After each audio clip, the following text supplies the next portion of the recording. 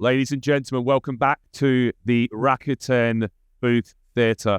Next, we're going to be treated to a session to hear about how Rakuten Mobile has embarked on a unique journey to transition from plan to build to operate and now to optimize in its operational journey.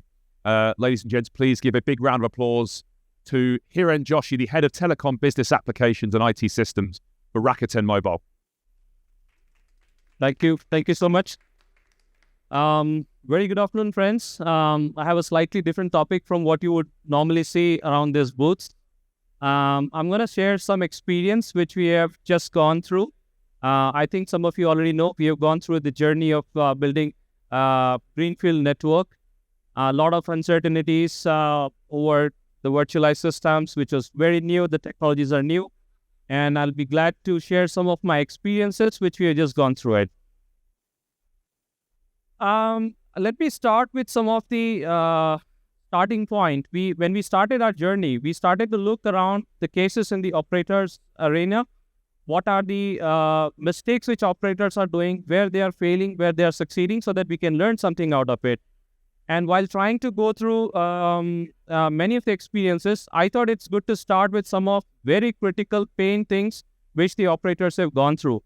This is one such study done from one of the catastrophes which happened in the North American market, where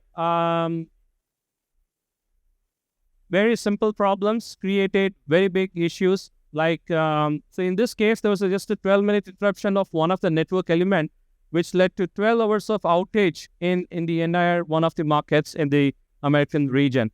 Now, it looks very simple because I've tried to simplify it in form of a diagram out here. But there are so many network elements. Of course, they did have some error conditions, some bugs to augment. But the key emphasis takeaway is, how they try to deal with it. And note, I'm talking about a seasoned operator who has been in this place for several years, a very mature one who took such a long time to recover. Let's see more of such patterns from more of such incidents. This is one more similar incident in the APAC region where it was a very big catastrophe. This was one of the planned activity which went wrong because of certain mistakes. But just one element going wrong, how big impact it could have. This had an impact up to 61 hours. Now, what happened here was that during this mistake, the retries from the mobiles and the different network elements went on so high that it became completely unmanageable to control the congestions. And the congestion started spreading across the different elements in the network. When they try to recover, the recovery is not working because everything is choked up. And again, I'm talking about a very seasoned, respectable operator who had to go through this journey. This was a very, very big, important case study for us. One more case study I have here, which was, again, a very silly problem, some kind of an L2 switch. This is a very small element which went wrong and which led to a very big impact up to 600,000 customers. Again, it sounds so silly, a very mature operator, and from a hardware point, the silly triggering point, it went into such a big impact. Again, here the symptoms were a little bit similar on how the congestion went on. One problem gave rise to another, and it gave to the tertiary and the ripple effect, cascading effect, the snowballing effect. So idea is not to go through the operational practices and how do you manage the incidents, but there's very interesting pattern coming out of it. So I presented around 3 incidents, but we have more than 12 or 13 incidents. So many incidents which happen on a DNS side, it's a countless journey. A very simple problem cascades into the very high snowball effect and leads to a very big problem. The key pattern which comes out, apart from the practices and software bugs and all, I'll leave it aside. But the time to recover, why the blast radius becomes so high is because the complexity involved in how the cause and the effect relations work, the dynamics have completely changed. Fortunately, unfortunately, we are still coming from our legacy world of handling the incidents, the fault management, no incident management, and so on. But the world has become a lot more complex to understand. Very, very often, I mean, those who already work in the virtual environment may know the triggering point is one domain, effects are seen in the second domain, the cause was actually the third domain. This is very common, which makes it extremely complex to troubleshoot. And note, I'm emphasizing on incident because that catches eyes, but the same problem is there, whether it's a change management or the performance management or the optimization numbers. And the people on the floor across the plan, build, operate, optimize, transfer domain go through the same journey throughout their span.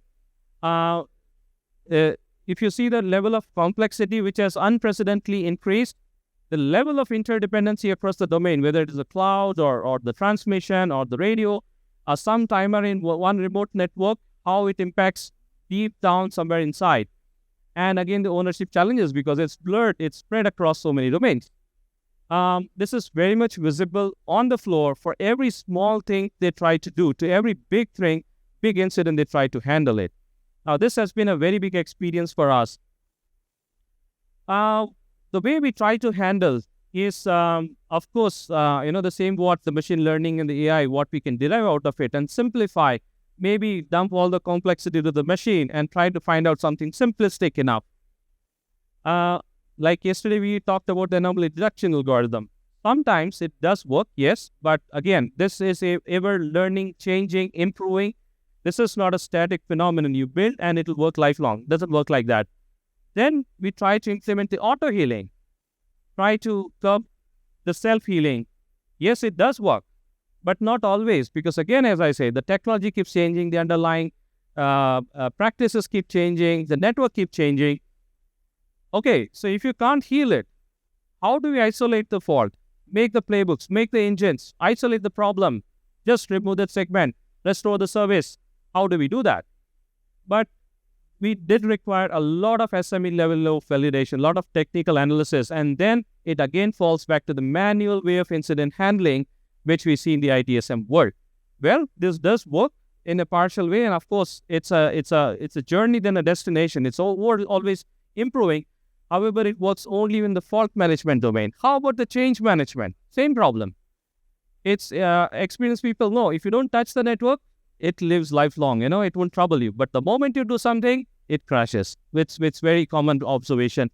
So this model still does not work so well in the change management. How about the performance optimization? How do you do that? The moment you try to touch something, the balance goes down and then you don't know what's the ripple effect. Maybe it's improving, maybe it crashes off. And then you can't do too many trials in the network. So we try to solve this problem a little bit different way. Of course, we try to do whatever we can in an automated way to do the false detection from the traditional methods. Apart from traditional methods, there's, we also try to include the tweeters, for example. Sometimes customer report problem faster than your network can actually detect. This is reality for the sensitive markets. So we once we detect the anomaly, we try to build a playbook-based, symptom-based playbooks are made for what symptom, who are the people, what is their first action plan. This helps in a way. And of course, most important is it's not one action like it happens in the incident management where it follows a particular track. There are multiple actions. Each actions have their own observations, and then there's a thinker community who needs to do the thinking work. They are different from the doers. The doers are the people who every day log in. They know the tricks. They know how to tweak around fastest implementation. They are hands-on. The doer take the action, but the thinkers are the ones who are watching the observations from what is coming out, what is happening. It helps them think. Thinker also has a multi-domain expertise, because that's where the war room, where the thinker do the cross-knowledge sharing, cross-observation selling, and come out with a better inference to trigger the next action. Apart from the doer and the thinker, there are times when they lose the track, the overall picture. So then you have a driver who keeps driving. And driving is not just pushing, not just asking for the timeline. But the driver is the person who sees the larger ecosystem. He sees where it's got held up and what's the next thinker community which needs to be involved. Most important is the communicator. Now, our observation was so many times the cause and the effect are so complicated. One person doing a simple thing, a particular change, a work order, is impacting somewhere else, and it takes a lot of time for these two guys to talk to each other and find out, oh, this is how the cause and relation. So communication is another very, very critical aspect. Now, I'll try to personify it, but in some cases, the things can be automated. They are automated, and there are places where it has to be manualized. The key takeaway from here is, if you see, there is a trick, there's an action, there's an observation, there's an inference, which is like a segment, which is kind of a segment which keeps on iterating one segment after another, until it reaches the solution. Now, I'm giving the example of the fault management, but the same applies for the change management. The same applies for the performance management. The same applies for any network changes. And now you bring the complete transparency, a common uniform process, unlike the change management process, the fault management process, which are all different silos created to make our life easy. This does involve some lot of a level of a chaos, but it does bring in the creativity in the agility. So if you see the holistically, this is how if you see our control center, this is how it would look like. There are so many multiple triggers. The trigger due to a fault condition, trigger due to the change management requirement, trigger due to capacity augmentation, trigger for performance optimization, which keeps on triggering the work streams at each layers. And the other important thing to notice here is the work stream, like work stream 46, is a common. There are some procedures which are common to multiple things happening here. Someone who is doing the troubleshooting is also helping out someone else who is doing the optimization. So the work stream based approach not only pulls and brings efficiency, but it also makes everything transparent to everyone. Apart from the main resolution, the most important is the event recorder. The event recorder gets the complete visibility of everything which is happening there. Everything, all the processes, all the work stream, how efficient it is working, what is going well, what are the lesson learned. So in the later part, it helps to the Kaizen analysis. What's the way to improve it? What is the bottleneck? What is the inefficiency factor? Not only the Kaizen analysis, but it is a good feed to our AI ML, because that's where you can actually automate, you can do the anomaly detection, you can do the rectification, enhance the auto-healing, etc. So this framework really works well. And I'd like to spend a bit of time to compare with how we work today in the ITSM world. I'm not saying ITSM is not working, but we personally believe it's not good enough to catch up with the new challenges of the industry.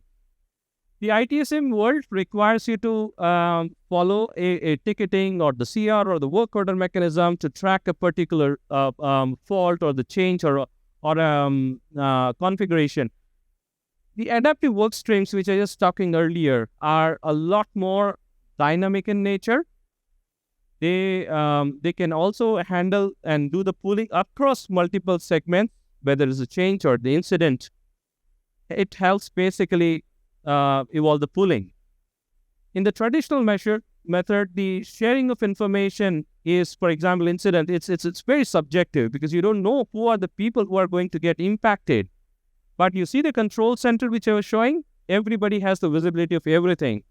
Everybody gets to know immediately. The cause and the effect becomes much more faster and easier. The investigation, the decision making leaves a lot of flexibility with the thinker community. And the holistic solution, the holistic correlation of the events becomes a lot more easier. And we also believe it's much more faster and agile because the ticketing management, for example, goes hop by hop. One person does his job's investigation, records it, gives it to the next guy. Then the next guy works onto it and gives it to the next guy. Now, when you have 10 people interdependencies, this is extremely poor and slow process. But the workstream, the agile framework, helps right people to get converged to the right solution much more dynamic and agile way. So this has been a very good revelation, and of course, it's an ever improving. I would like to stop here for a moment. If you have any more questions between what traditionally what we have been doing versus what has helped us evolve a little bit more. As Hiren said, are there any questions at this point from the audience before we wrap up?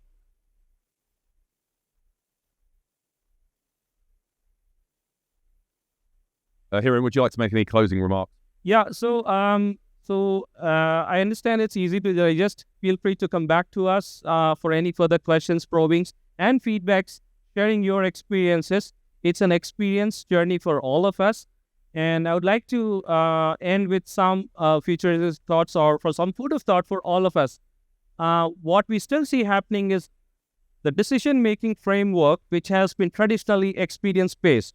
The more the experienced person is believed to be the right person to take the faster decision versus the contemporary, because the speed at which the technology changes, the technology expands faster than the academia even builds the curriculum. It's so fast.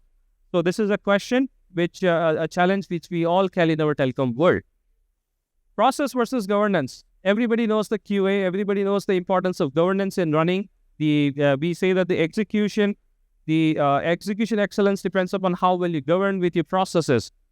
At the same time, the more the governance, it leaves us with a lot more slowing down the speed, I would say, impacts to the agility. If I were to see what is our time for conceptualization or the inception of an idea to the implementation, that's what we talk about in the agile world of ever-changing technologies. And of course, the cost effectiveness versus the competency management. There's another key area. I don't know the answer, but I would like to leave this audience as a food of thought. And thank you so much for your attention. Thank you.